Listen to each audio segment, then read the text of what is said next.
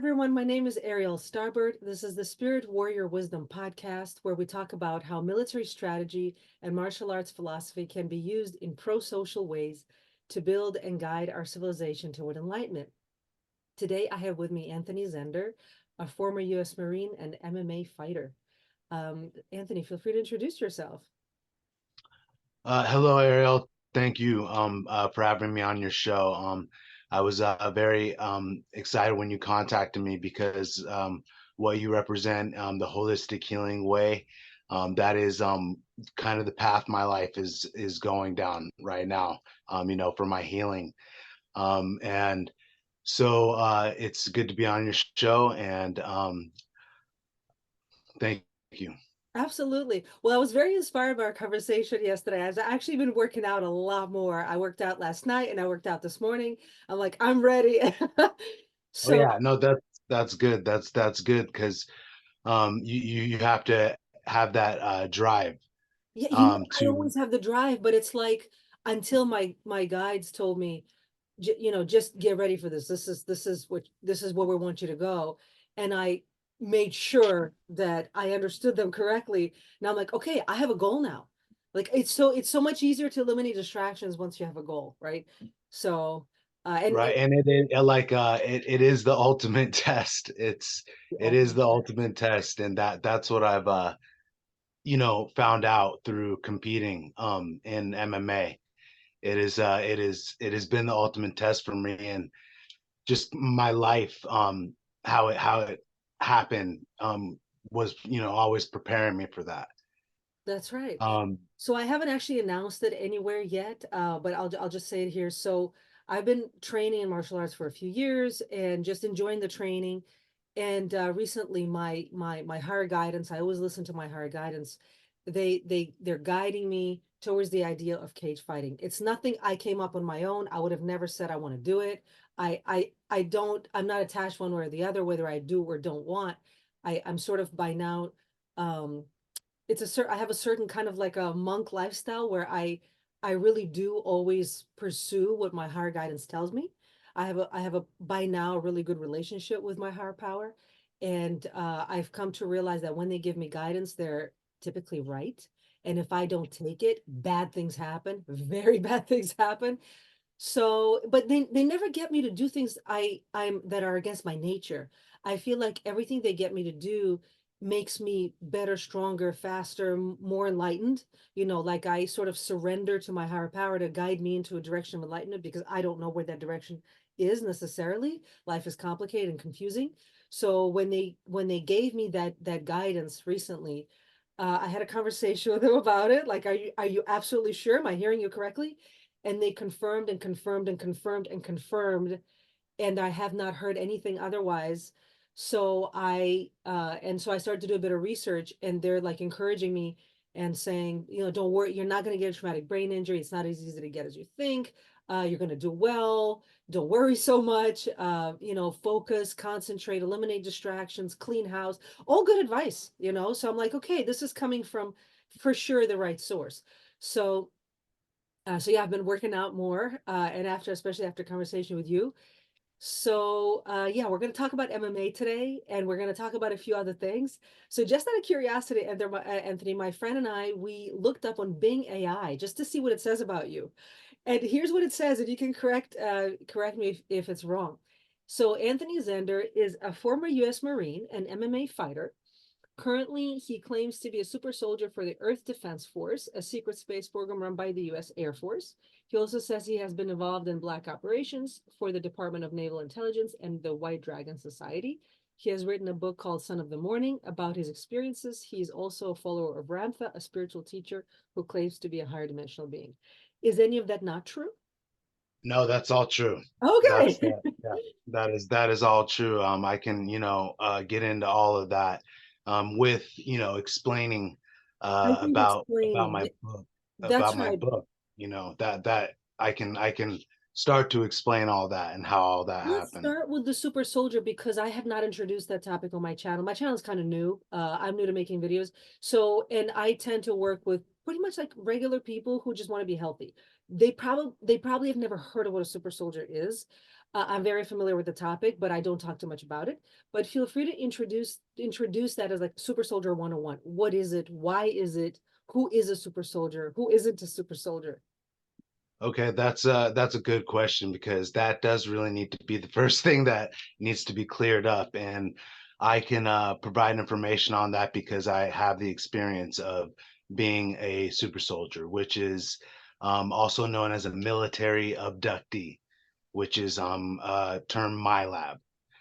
And in someone's life, they'll start to have experiences, paranormal experiences, remembering dreams, things in dreams happening, things happening around them, which was happening to me in my life. This actually happened to me. I noticed it was happening to me, like really began to notice when I got out of the Marine Corps. And that's when I had my spiritual awakening.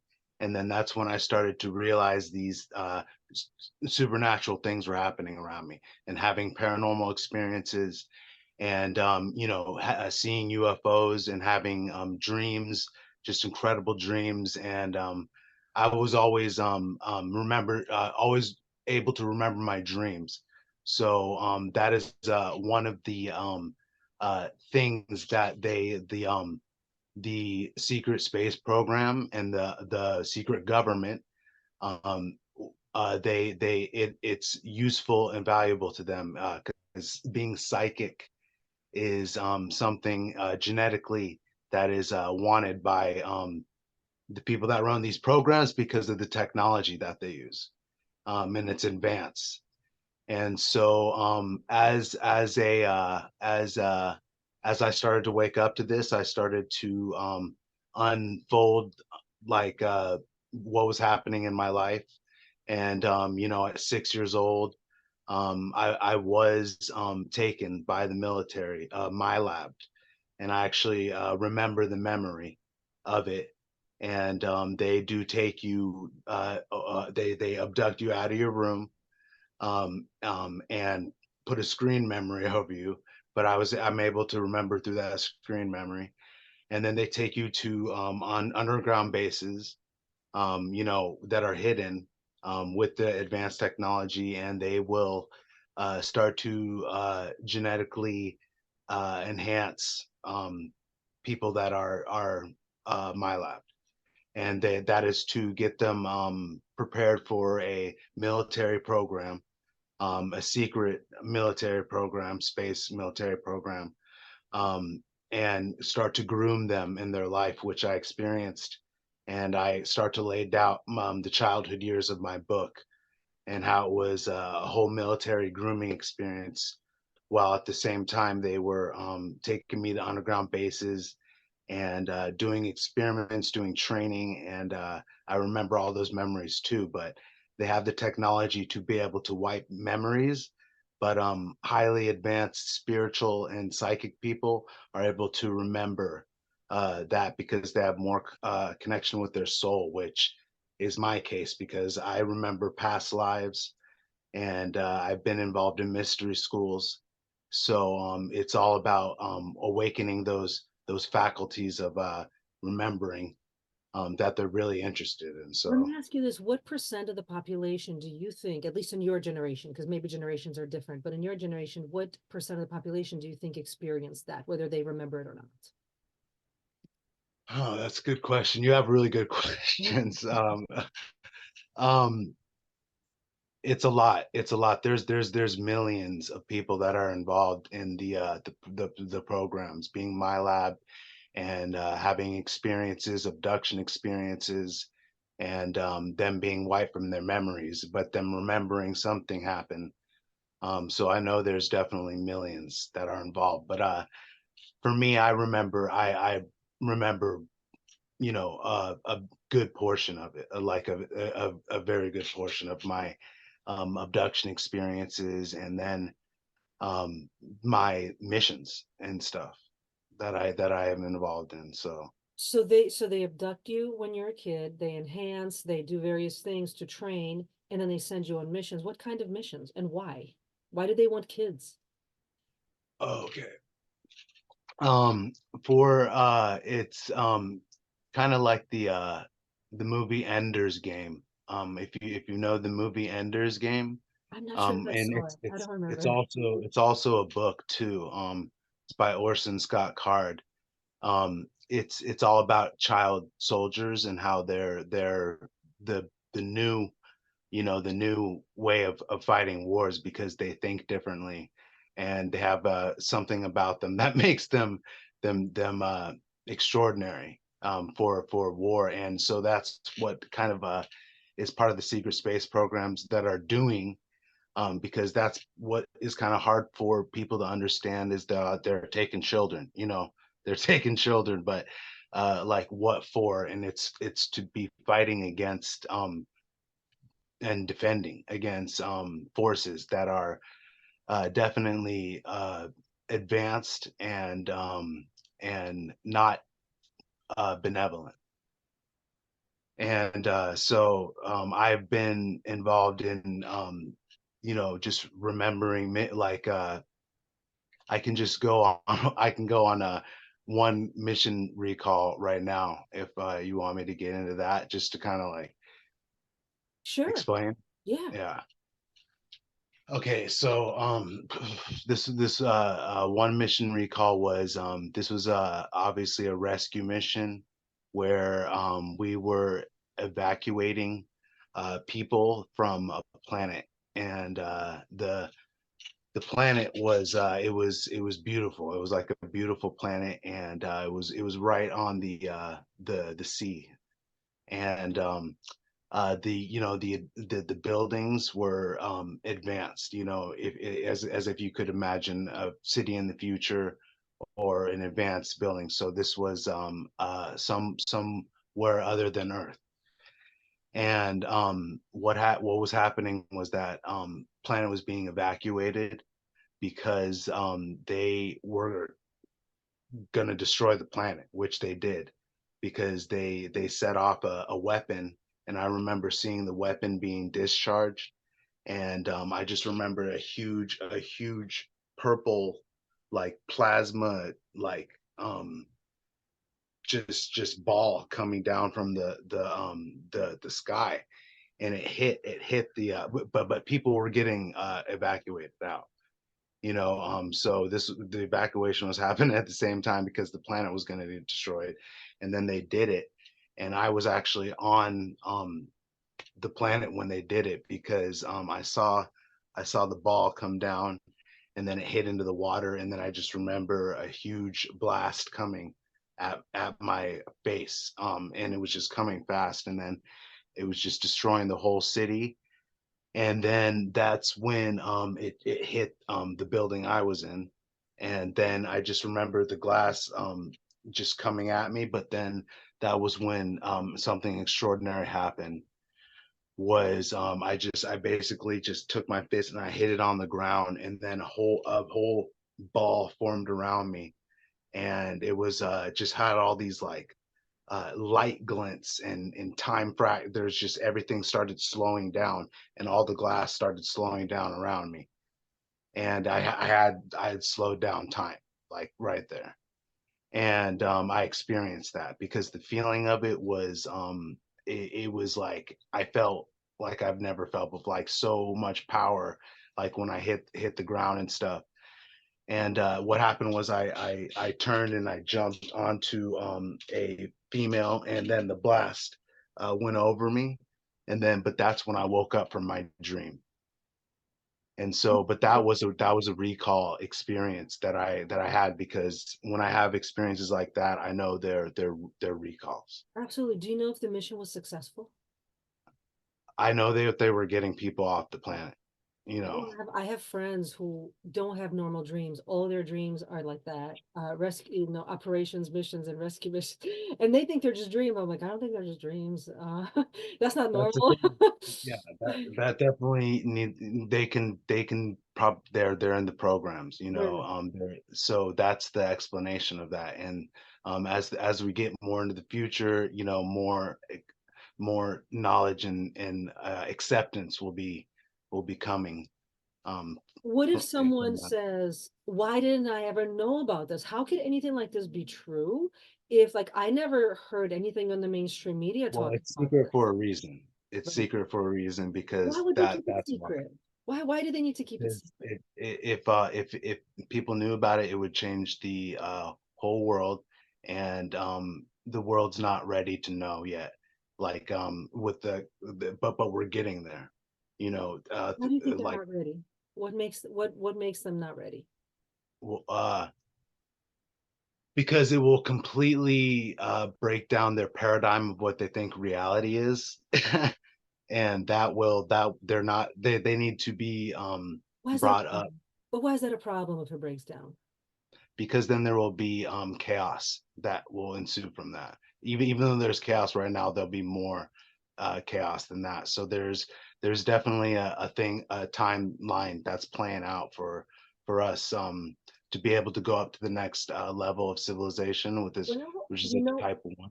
and I'm so emotionally non-attached to either order or chaos because I know that there's good order and bad order, right? There's order that is absolutely suffocating, and then there's order that's truly blissful, and then there's chaos that's very destructive and chaos that's very creative.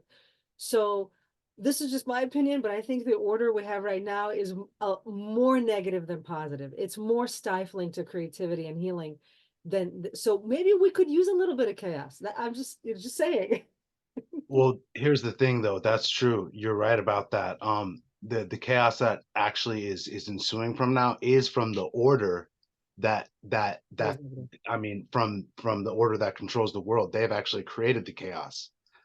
And it is they're still trying to keep order of it, but it they created it.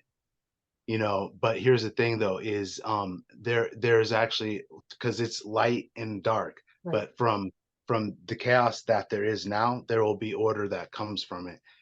And that is actually what our future is. As we go into the future, even though it's dark and bleak right now, it's always darkest before the dawn. I was and thinking that as and well. Yes. yeah, it's we're going to graduate like to the next level, that and because we're still here.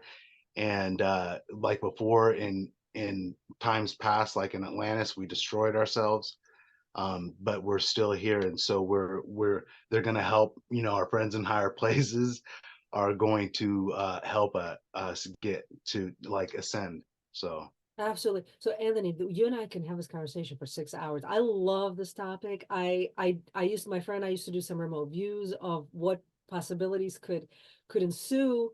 But I wanted to also ask you about MMA because that's kind of like on the forefront of my mind. So how many MMA fighters, professional level fighters, do you think have been in the super soldier programs or are currently in the super soldier programs, whether they know it or not?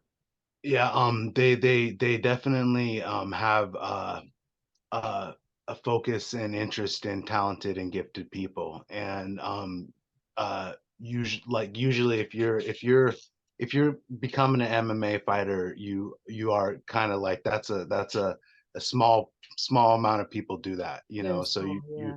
you have to have some abilities and talents to be able to get there. So I would say, if not all of them, most of them, are probably utilized in the programs because they like to use people that have abilities, and fighting is an ability that's very useful in the program. Yes, I think I've observed that as well, but I don't hear too many MMA fighters talking about it, even though I can see clearly that they were part of the programs. But I don't know if they would ever openly admit to it. They probably deny it. Do you think it's possible to become a pro level elite warrior and like an MMA fighter and not having had any super soldier program experience? Yeah, I do. You I think do. it's possible? Yeah. So Yes. Oh yeah. yes.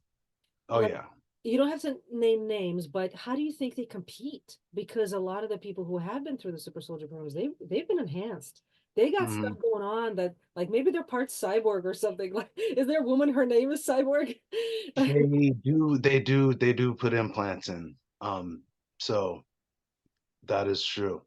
So how does someone who never had those super soldier experiences, who was never enhanced in that way, compete with people who were enhanced? It would, like you said, actually one time, like you have to be smarter, Oh, even though it's, you just, you have to be smarter. hmm. Interesting. I'd be curious, like if we could just find out the truth about everybody, like completely, no secrets, what, who is really in what program, and I'd love Yeah. that. Yeah. Well, I mean, I know in the far future, like people will know that. So, but in the near future, like 2032, is supposed to be when this planet shifts into the fifth array density. So, And I'm just curious, so you became an MMA fighter. Is it just because you really loved the sport and you wanted to do it, or do you feel like the programs want you to do that as part of your training to keep you in shape for their programs? well, that is where the grooming came in, Yeah.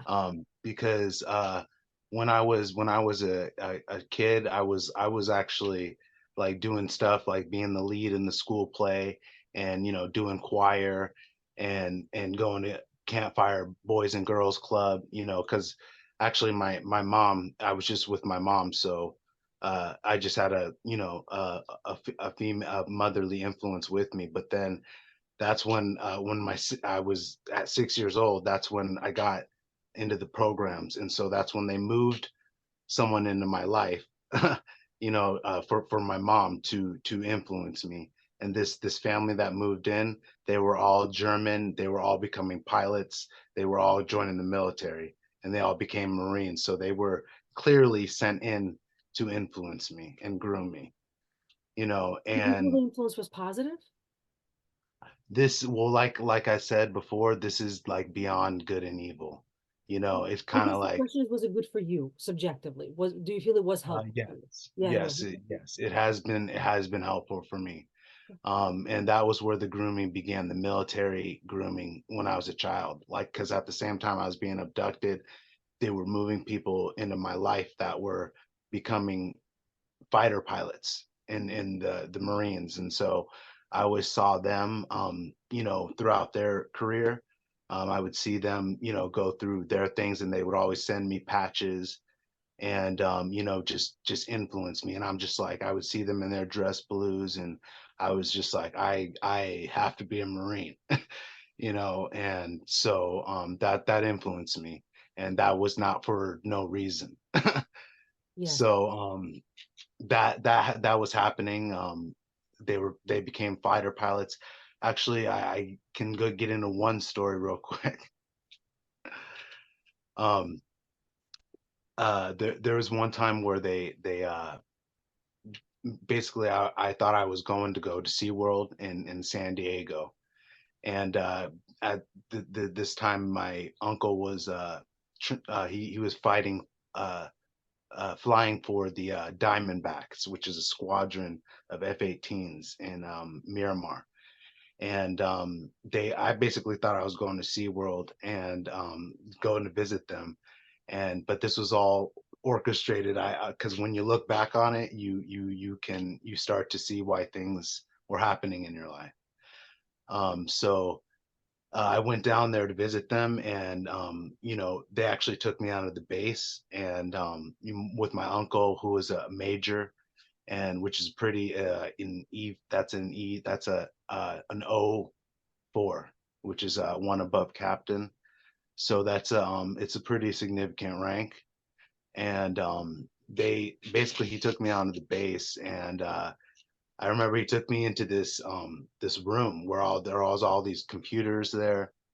And I was just like, whoa, this is crazy, this is amazing, this is cool. And what happened was, my uncle took me out onto this into this room that was just like, you walk into it, and it's this huge bubble, like it's a giant bubble that goes around, and there's a cockpit that's suspended in the middle of the whole bubble room.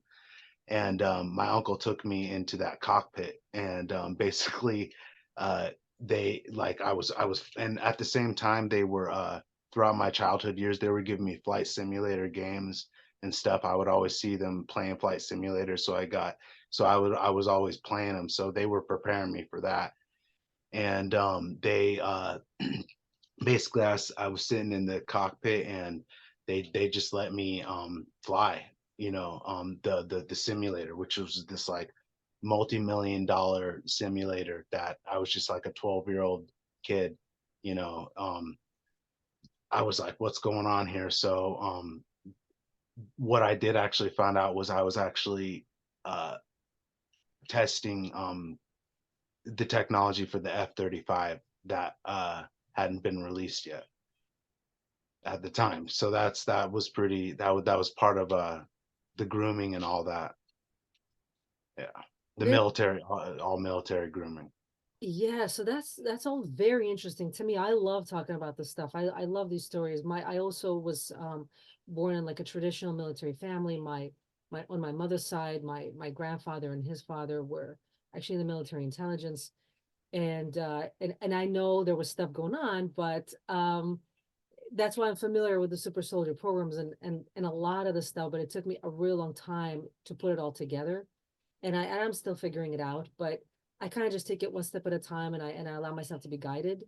Um, because I don't think like a regular average person would suddenly be guided to be cage fighting, right? There's got to be a Well, reason for that. yeah, right. No, that's definitely not that's not an average thing to do. Not an average thing to do. So let's talk a little bit about your MMA career, because you kind of have an interesting start. You started also young. You said you were wrestling in high school. You were really good. And then say a little more about that, how you progressed into your MMA career. Oh yeah, so I in high school I was wrestling. I started out in seventh grade. That was when I started to first get my combat sports experience. And so what happened when was I started wrestling in seventh grade. I continued on till my senior year, and I happened to be able to be on one of the best teams in the state. So I really got the experience of getting pushed to championship levels during that time, because during my high school career I was 122 wins and 18 losses, and that's pretty good. And my senior year I went 39-0, so I was undefeated. And I won a state championship. So that was where I really got into sports and competing. Um, and I went after that. I went into the Marines, and that was where I really got introduced into combat. And was I actually wrestled for the Marines too. I got the experience of being on the All Marine wrestling team. I had to go try out for the all. They get everybody, all the Marines that wrestle. All their commands. Pick out the best guys for wrestling, and then they send them to the All Marine trials, and then we try out, and the top two guys make the team. And there was a guy that was before me that he was better than me, but I was the second guy. So yeah. Awesome. So But now, yeah, he and they were wrestling like Olympic style wrestling too. Like they were wrestling Olympians and stuff. So that was another just competition level. I got to see some pretty high level competition. So and then I started doing martial arts in the Marines. So that's where I started like learning about martial arts. And after I got out of the Marines, I started actually studying uh kickboxing and jujitsu, and basically learning on my own, studying on my own. And then that's when I started to compete in MMA, when I started to learn kickboxing and jujitsu. And I won my first two amateur fights. And then I went turned pro after that. and if I recall correctly, you said that because you didn't at that time have a coach, which is like unbelievable to me that you were just on your own, going to the cage by yourself, uh, as a pro, right? And that's why like your first 8 were losses because you were on your own, right? Is that what happened? Yeah, that is what happened. I had a, for my I didn't have a coach, and just basically me and my friend would train, because we're on the same wrestling team as kids, and we decided that we wanted to do MMA, and he did too. He turned into a professional fighter too. But we started to do it, and then I lost my first 8 fights, and I was not experienced, obviously, and I would get submitted. I wasn't getting like beat, but just like submissions because they were more technically, better at fighting than me, and I was actually taking fights against people that I shouldn't have been doing too. Like Yeah, so that was significantly more powerful or advanced or skilled? What were they? just more experienced. Okay. Like, yeah, they were just feeding me guys to get them wins and stuff. And when I would have like, I was like 0-2, and I'd be fighting people that were like 10-2. Oh, So that's not a good matchup. no. That's like Yeah, right now me at my current gym because so I was at this gym before and it was actually good. It was like a safe, good place. I actually got referred to it by a Marine, and he said they're the best and they were pretty good. But I think their business model is more about help like training kids and young adults, like for anti-bullying and self-esteem and losing weight, and that's great. It's that's good. Yeah, yeah, no, it's that's what we need. No, that the we kid, do. yeah, we need We people to. totally need that. But they had me training with young, like teenagers and young women who were significantly weaker than me. It was not helping me to progress to where I want to go. So I switched gyms. Now I'm at a gym where it's all men and they're all stronger than me. And I'm like, I went from like 0 to 10. Like, can we have something in between? But no, it's okay because some of them are beginners too. And like I was grappling with someone who is like a black belt. Oh, and like in 2 minutes, he submitted me. And then I was grappling with a total beginner. I submitted him 3 times in just 10 minutes. So I'm like, okay, I'm seeing I'm getting somewhere. Like I didn't know he was a total beginner. I just knew that like I was able to very easily submit him. And I'm like, when did you start? He's like, oh, I just started. Like, okay. So Yeah, so yes, I can, but I feel like the gym where I am now, they are they're helping me level up. I have no that's what I was about. That's what I was thinking. yeah. That's what it feels like. That's what it feels like you're getting there. Is you're leveling up. Yeah, So I have to be like I need to have a lot more upper body strength. I feel like because I was a runner for many years. So I feel like I have like decent amount of lower body strength. Upper body strength is weak in comparison to the men, obviously. Um, and but it's inevitable if I'm gonna go into a cage, I never know who I'm gonna encounter. Just like if when I walk into a gym, I don't know who I'm gonna encounter, a black belt or a blue belt. I don't know. So I yeah, don't yeah. some It's I making it is at the highest level. It's making known the unknown. Because exactly.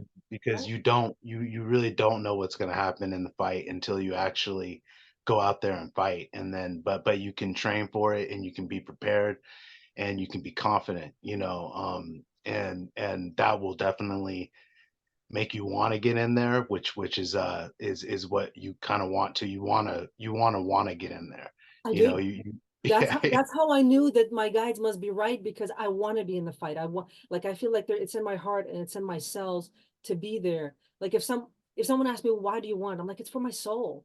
Like yeah, it's nice to have a belt, but Yeah, I feel like the belt or the champion, whatever you win, that's like more for the other people. Like it inspires other.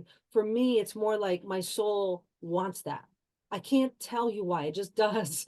Like I can't explain it. yeah, it's hungry for Yeah, that feeling, and yeah, it is for me too. I definitely want that too, but you do have to put in the work, to get, because I've won, and felt that, and I've also lost and felt that. yeah. So but either way, like I do know too, like when you fight, like either when you win or lose, it's like you always change, and there's always learning Yeah. that happens, and change that happens every time you fight. So that's kind of like why I have 37 fights, and you kind of do get addicted to it a little bit, because like, even if, like, if you don't quit, if you don't quit, like, which is definitely part of fighting, is not quitting, because in a fight, if you quit, you're that is the end.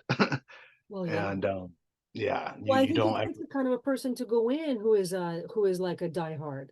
It's win or die. I mean, that's kind of how I feel about it.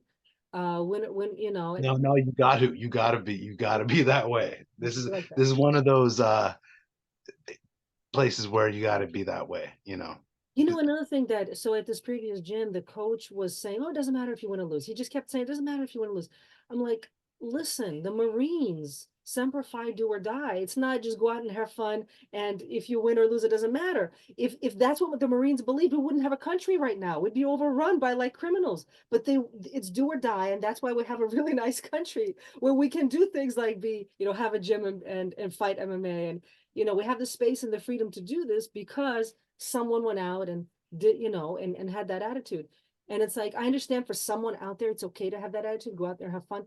That has never worked for me. That's not how I was raised. That's not my personality. I'm a do Not or for die not for kind the of kids. person. Not for the kids. No, no, Go that's out like, there and have fun. Yeah. sandbox, Mhm. children. It's like for children. And that's why I think like it's great. That's why I think that gym is great for children, but once you are going for pro level to have that attitude, oh, just have fun, it doesn't matter if you win or lose. Would that work for you? Does your coach tell you that? Would that inspire you? No, no, No, that not for exactly. me. No. Yeah. Would you think that that sets you up for success or failure? Yeah, definitely. Not That would be success. failure. Yeah, Yeah. definitely failure. That's what I For said. And I'm like, all right, well, I'm right now looking for a coach to be in my corner. And I kind of feel like it has to be a special relationship. It can't just be any coach. I'm a complicated person. I think I'm a simple person, but other people think I'm a complicated person. But I think it's because my mind is complicated. So I think that whoever coaches me has to understand my mind. And I think one of the things that for sure has to happen is I'm a very spiritual person. I go with my higher guidance, and I have to go with my higher guidance because it protects me, it heals me. It's why I'm here. It put me here. I'm not really here for myself. I feel like my higher guidance wants me here I'm on a mission. And so if someone comes in, if they think that whatever they say is what I'm going to do, it's like, no, my higher guidance will always come first before whatever you say. No, Because you are that's you are you. yeah, You are you, and that's, you got to listen to you, like before you listen to anybody else. So right. but I think that that since you want this, you'll find, you'll someone will be able to help you, be able to help you, but train to fight. Yeah, that's what I So said to my guides. I'm like, well, if that's what you want me to do, then find me the right coach because it has to be a special person. It can't just be anybody. Obviously, it has to be a person who understands strategy, military strategy, martial arts philosophy, obviously, but they also have to understand me, or at least know how to work with me. It's maybe they yeah, can't they need they understand me. That's need to okay. have the credentials. They definitely need to have the credentials for sure. But and because this is I mean, I'm not gonna talk too much about this, but this is also uh a realm where there's a lot of fakes and phonies too. You know, Charlatans. Oh yeah, that's for sure. I guess they call them like the fake or McDojo or whatever. Yeah, yeah, make dojos and yeah and stuff. Bushido artists. Yeah, yeah, yeah. Yeah. Do Bullshit. you do you think it's essential that a coach who coaches me in MMA also has had MMA fighting experience? Yes, I definitely think that's essential. Like That how is much that is is it? A few fights or um 100? Like what would be enough? I would definitely say that, like, a professional fighter with, like, up to 8 fights, up to like fight 8 fights, that would be a pretty good coach, that knew what they Ideally were that he talking won, about. right? That this person won. Right, right. But but yeah, basically, if they've won fights, they could coach you professionally. That's good. Yeah. And I'm sure I'm gonna, New York is big. I'm sure there's somebody here, but it's just time, time is of the essence. And so So you've had, I think you said 39 fights in MMA? 37, 37. 37. And how many of those did you win? For MMA, I am 8-13. And for boxing, because I switched into boxing too, I'm also a professional boxer. But for that too, I am 1-11-1. But the people that I were fighting were always like way more advanced than me in boxing. Like their records were really good, and a few of the fights I got screwed over on and stuff. So my record really doesn't indicate like my like talent, you know. But I don't quit and I keep fighting. That's How do you take on opponents that are so much more skilled? I mean, you just want the experience, or that is definitely the one reason why is just getting the experience was important to me, you know, not really the win or I loss, think like just I fighting think I people. get it. It's like me when I go into a gym where it's all men and they're all like advanced. Like I just want to be challenged, just like kill me in training because and not literally, but in a way, I'm asking for that, you know. Because I mean, with one thing I actually got from fighting people that were way better than me, is I'm not afraid. You know what I'm saying? I'm not afraid to fight people that are better than me. So that is definitely a good thing to have. Do you feel like when you fight an opponent that some of their skill or power gets transferred to you? Yeah, that is what happens in the fight is the transference of power, because you feel their energy, you feel their power being pushed on you, and then you push it back, you know, with more force, more energy than you actually thought you had. You know, so you definitely need someone pushing against you to be able to push back, you know, and you'll feel that in a fight. Like you'll definitely feel that. The reason I ask that is because so I've had a mentor, a shamanic mentor for many years, and then I developed my own psychic self-defense program. So I did a lot of psychic self-defense work and helping other people for many years. And a lot of what's called exorcism or spiritual cleansing and spiritual clearing. So essentially people who had some sort of dark force that was bothering them and they couldn't get rid of it, I would help them get rid of it. And even though it's not human per se, and some of them were once human souls, but those are spirits, they're a little bit different. Dark forces are more like demonic or Drake or whatever. And I found very, very quickly that when I would battle, and it's a spiritual psychic battle of wills, it's not like a physical fight, but it can feel physical. Whenever I would Mhm. battle this entity and clear it successful, whatever it was using, whatever weapons or intelligence it was using to attack me, I feel like I reversed engineered it like sort of automatically, and then I could not be attacked in that way again.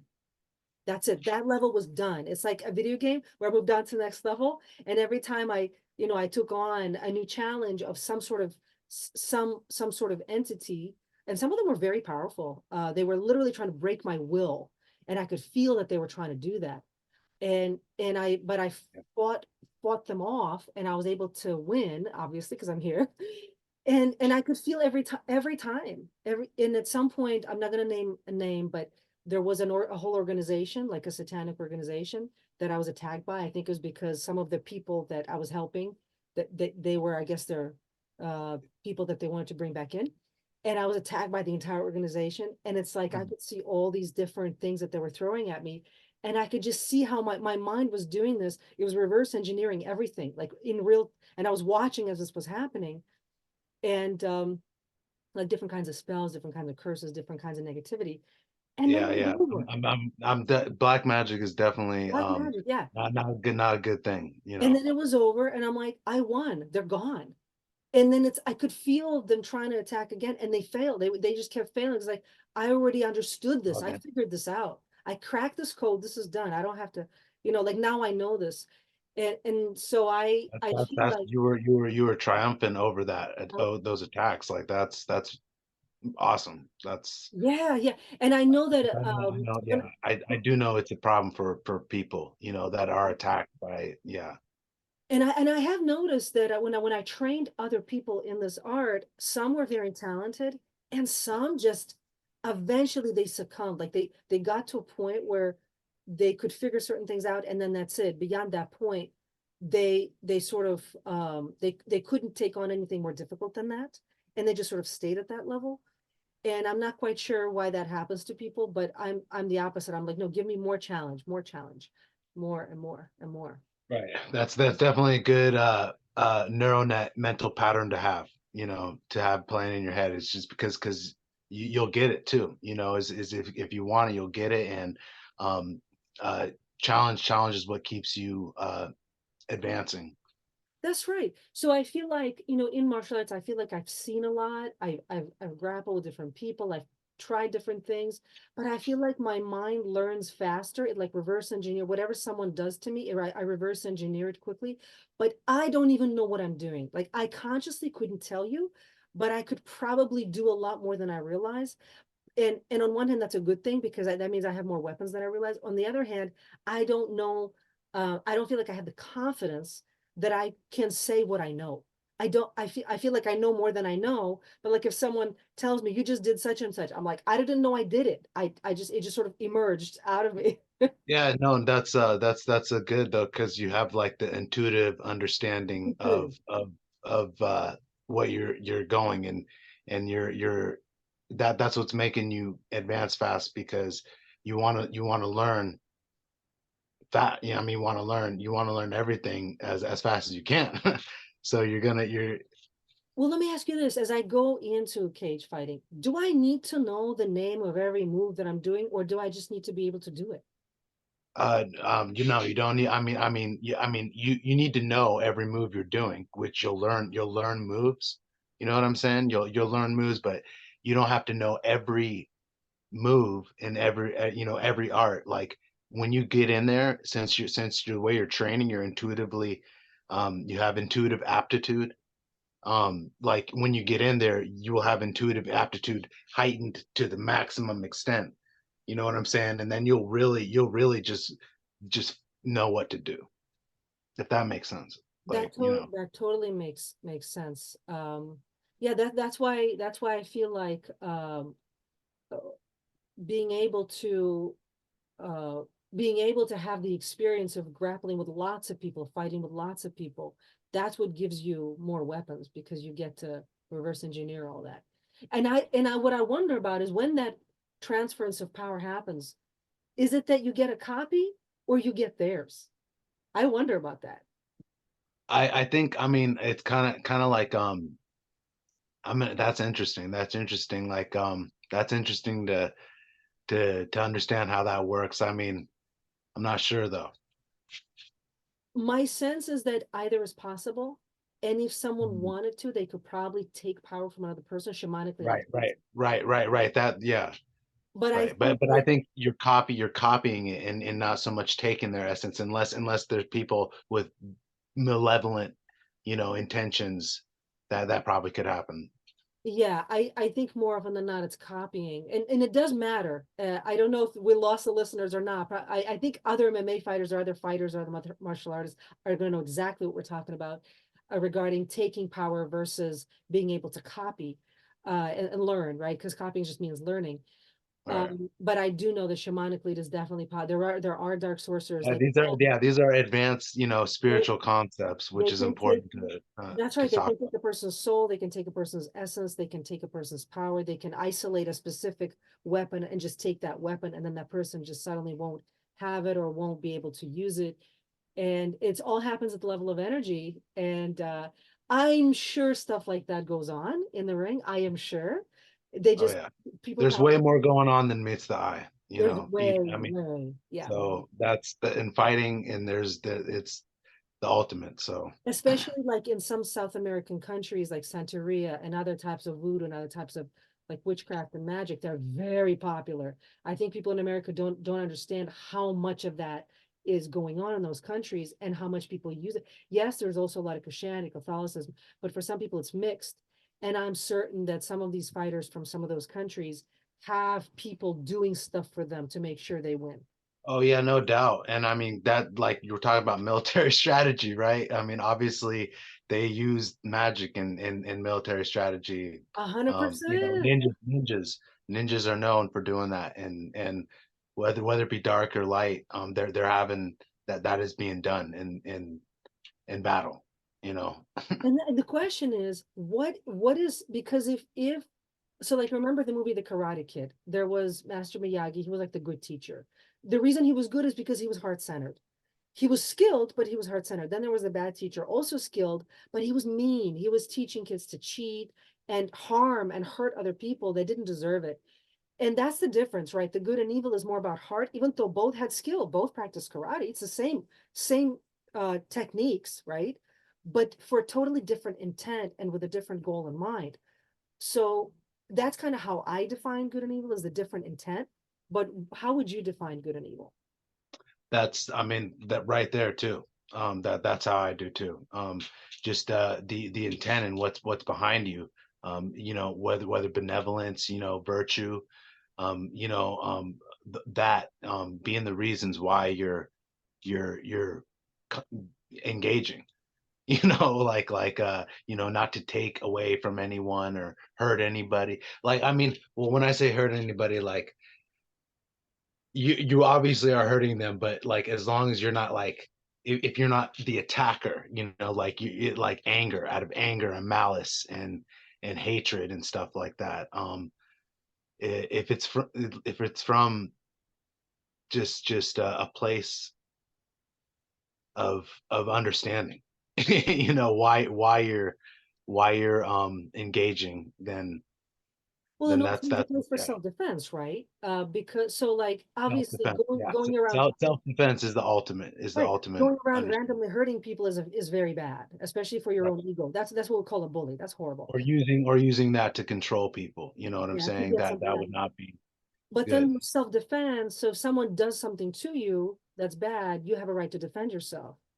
And then where, I think that's a very subjective area because you're the one who has to determine whether someone harmed you or not.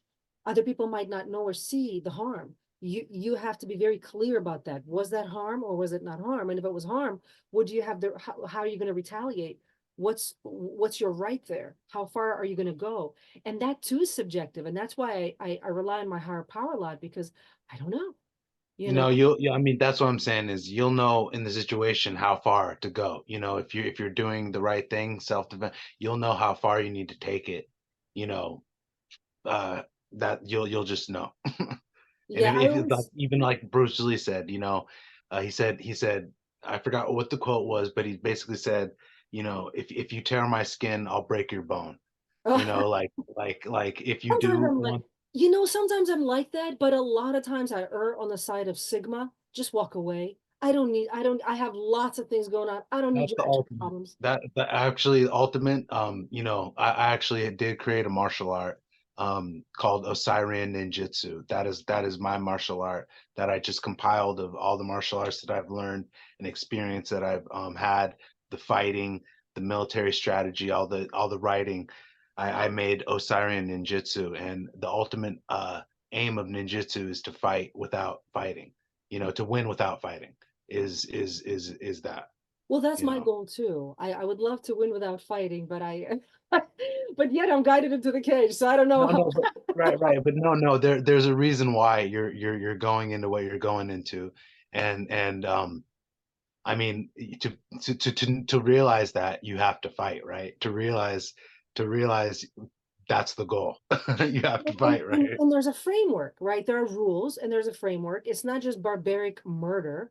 It's both consensual people going in because they want to fight. It's a sport. So in that Yeah, sense, it's fair. You do you it as is. long as you follow the rules, right? But you just hope the other guy follows the rules too, because if they cheat, they can F you up. Like Right. you seen those where people have like cement or something in their gloves, something crazy, you I know? mean, I've heard of that. You know, they're definitely making sure that's not going on right now, as far as I know. But Yeah. yeah, Yeah, yeah. that would be pretty devastating. That's a TBI right there. Mhm. But Yeah, have you? no, they're making sure I don't they're making sure that's not happening. Okay, good, Trust. good. Yeah. So you mentioned how in your career some of those losses were because you got screwed. Can you just say a little bit about that? What happened there? Right. Just basically one of the thing was I went to Atlanta, Georgia, and I was boxing a guy there. That was, he was undefeated, and he was just he was the main show, the whole thing.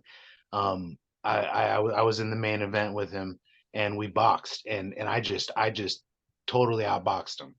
I definitely I was pushing more. I was outboxing him. I was doing more combos. I was hitting him with stuff. He was even talking shit to me in the ring, because he was losing. And then because they didn't want him to lose, you know what I'm saying, they gave him the win, you know. And so I had that happen like 4 times to me, where I would go in, I just like would crack someone and bust their eye open, and they're bleeding all over the place, and I outboxed them, and then they give the other guy the win because he's the home guy. So I always wondered that about that. Why do the judges sometimes do that? Because sometimes it's obvious to everybody that the judges messed, we right, think, favor too, because I was also in this one fight too where I actually that was the best fight I had ever fought. Like this guy, it was the best fight I ever fought, the best fight I had. The way I felt when I won that was so good. I will always remember. But in this fight, we had this fight where we were just throwing down for 3 rounds, 15 minutes, and we were having a slugfest with each other, and it was awesome. And basically what happened was the two it came to a split decision, because one of the judges didn't like me. You know what I'm saying? He didn't like me because one time I had an injury and I wasn't able to fight one of his fighters in the past, so I had to pull out of the fight. And so he didn't like me, so he had a grudge against me, so he tried to make me lose that fight, petty. but the other guy decided that I had won, so I was able to get that victory there. Yeah, and it's like, in martial arts, there's so many things said about honor, being noble, doing the right thing, and yet, the judges are acting petty.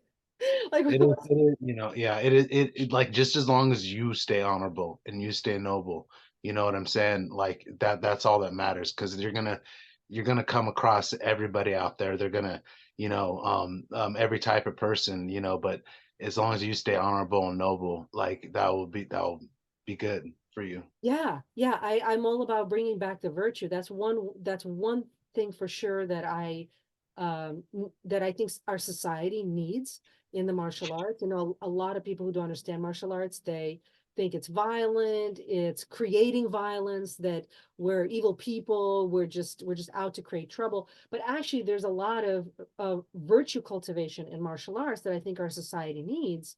And even in these kinds of sports that seem brutal, but yet it can cultivate virtue. If you do it right, it can cultivate virtue. Yes, obviously there are some people who are doing evil, and doing it for their own ego. Sure, Yeah, but right. like that everywhere. There's people like that Yeah. everywhere, right? Yeah, it's your journey, and it's your path, and like just meditation is the way, is the key. Like I'm a meditator. I have been practicing and I love meditation. It's the best thing ever. And meditation, I would say, is the key to everything. Yeah, I meditate every day too for about an hour in the morning. As per my guides, they're like, you gotta meditate for an hour. And I'm like, okay. So now I just do it. Initially it was an argument. I'm like, oh my God, an hour? Really? Are you serious? Like, you know how busy I am? I'm working 60 hours a week here. They're like, it's gotta be an hour. And I'm so glad I did it, honestly. It improved my life. I want to say Right, it changed my right. life, but it improved a lot. Um, Improve. but you mentioned journey, right? Everyone is on their journey. So in a way, And you want to talk about the hero's journey let's talk there? about the hero's journey, because when a person goes into the cage, inevitably, I think they experience some of the hero's journey. They must go through some of the stations of the hero's Oh journey. yeah, it's the ultimate, because it's the ultimate hero's journey. I mean, we're all on a hero's journey, a collective hero's journey, but understanding the hero's journey is actually what my book is about, how my life has um, been, how I've actually lived out the hero's journey, and in many different ways, but it just actually keeps going, it keeps going. Um, I'm gonna share my screen to show people because I'm sure somebody out there has never heard of what the hero's journey is. So let's just mhm. give them hero's journey 101. What is it? Why is it important? Right. That is because the first step of the hero's journey is called the cult, or world of common day. You know what I'm saying? Where it's your everyday world, your monotonous 9 to 5. Everything is the same, nothing's changing. Like this is the Matrix slave world. Where you just want something more. That there's something more, and then once that happens, you get the call to adventure, which actually is a call that there is something more.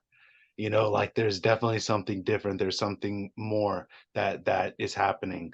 And then you either refuse the call, or you accept the call, which is actually shown in the Matrix, when Morpheus gives the pill to Neo, because the ultimate understanding of the hero's journey is shown in the Matrix.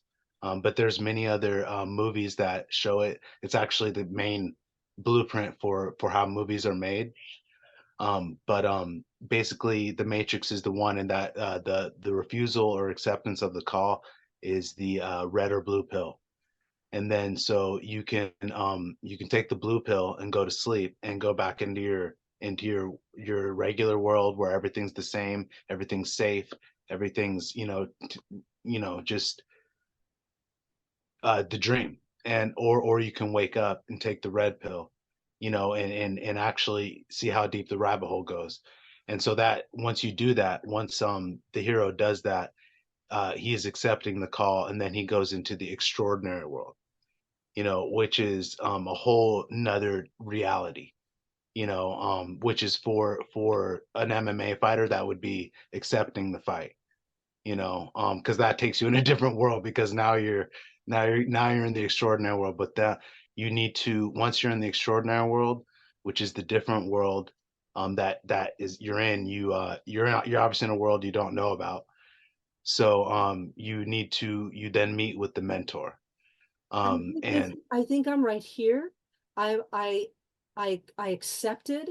I maybe at first I refused. It's not that I refused. It was like, are you sure? Are you sure? Are you sure? Are you sure? For like months, and then so I have not met the mentor yet. So I think this is my next step, number 4. and I mean, you're on it.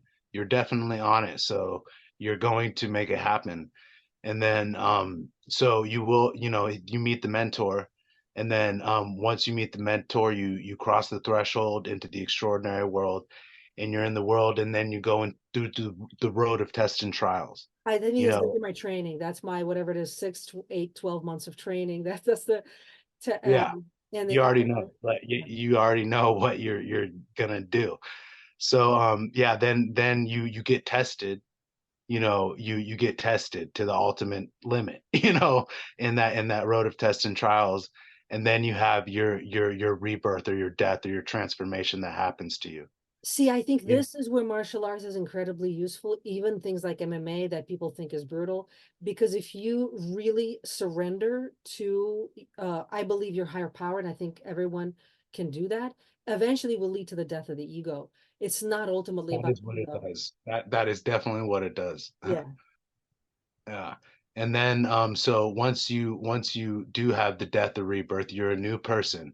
You know what I'm saying? You have your abilities, you have your power, you have everything. And this happens to, in the Matrix, Neo becomes the one.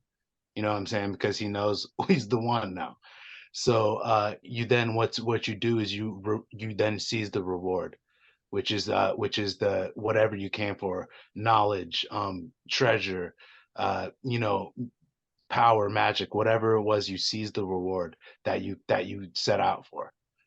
And then once you do that, you got the reward. Now you are on the road back to the world of common day, with what you had gotten in the extraordinary world.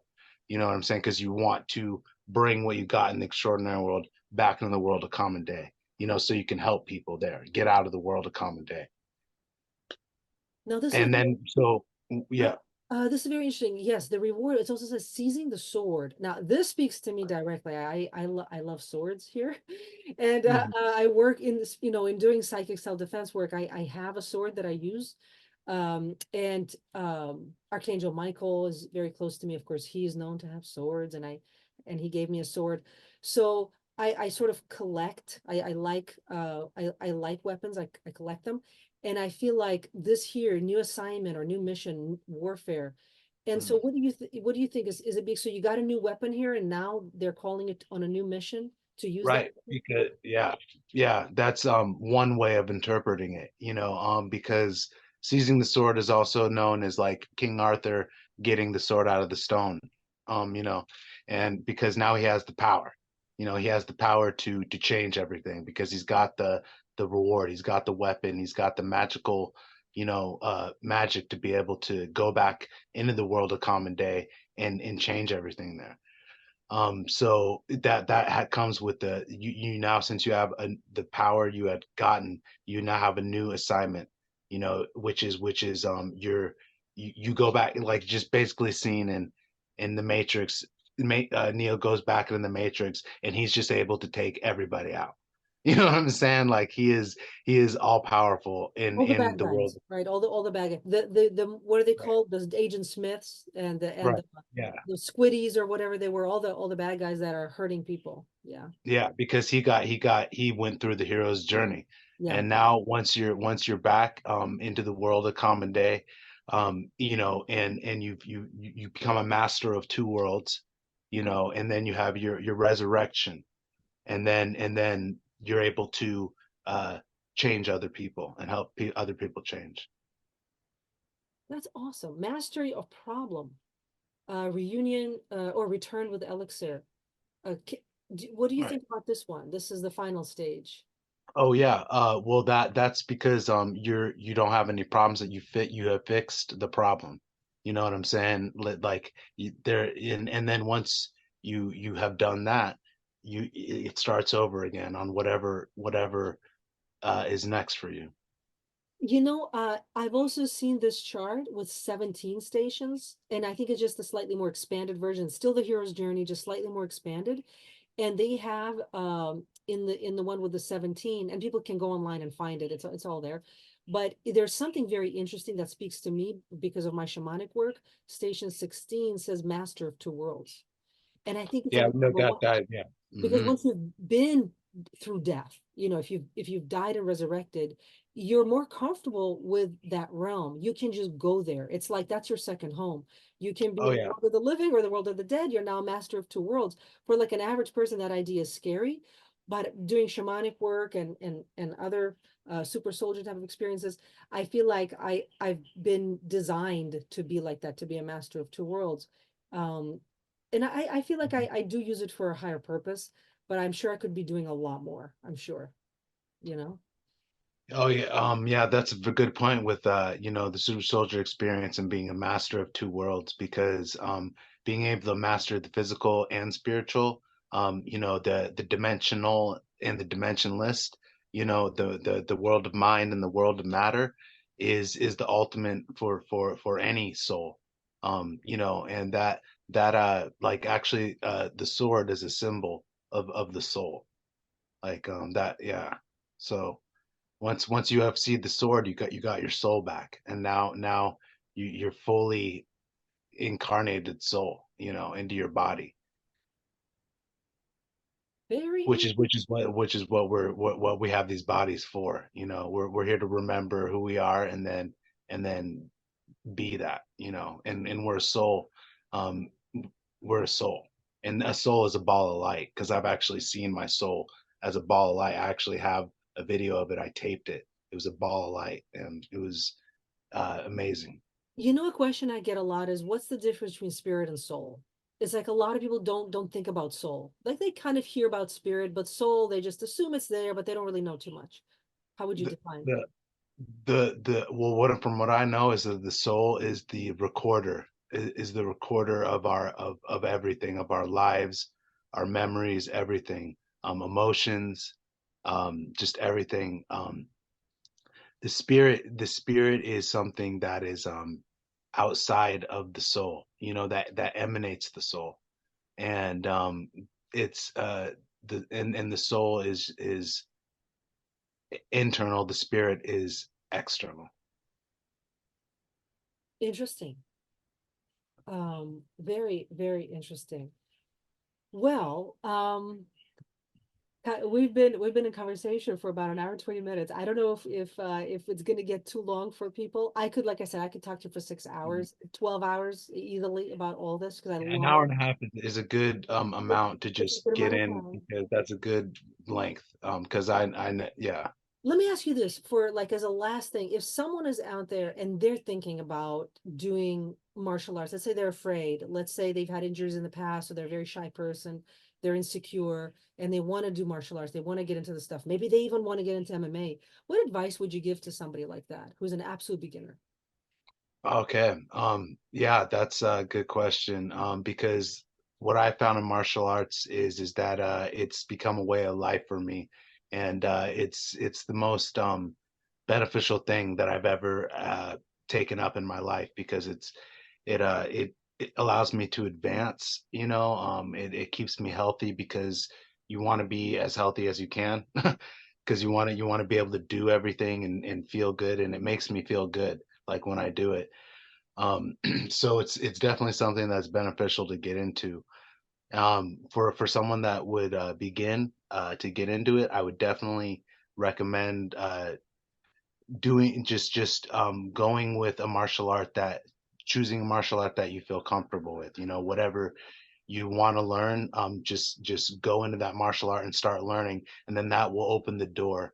That will open the door for other um, opportunities, experiences, other martial arts, and you can't learn everything at once.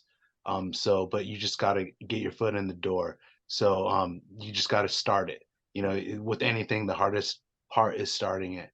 So if you get into it, whatever it is you choose, um, it will you'll feel ad- advancement in your life, which is what I know we want to feel.